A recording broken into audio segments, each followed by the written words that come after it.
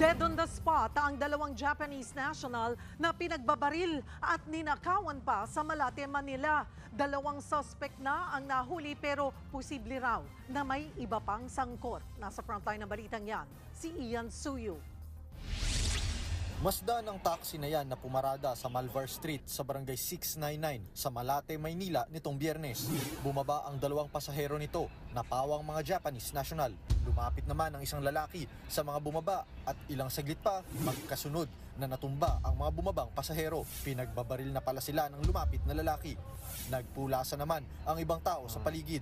Ang gunman naman umangkas sa motorcycle rider na nakaabang sa gilid at agad silang sumibat. Dead on the spot ang dalawang Japanese na tinamaan ng bala sa iba't ibang bahagi ng katawan.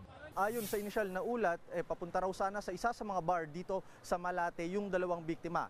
Ngunit hindi nila alam na nakaabang na pala sa kanila yung riding in tandem. Pagkatapos silang barilin nung dalawang suspect, agad daw silang humarurot patungo sa Bocobo Street.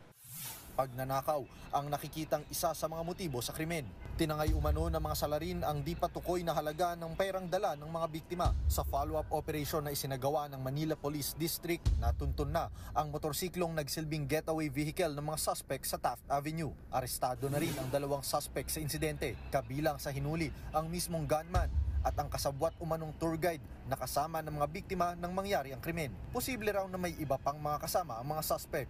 Ang tinitingnan natin dito sa isang angulo dito ay tinatawag nating target hit job at secondary yung tinitingnan nating robbery para ma-mislead nila yung pag-iimbestiga. Tinutugis na ang rider at iba pang posibleng kasabwat sa pamamaril.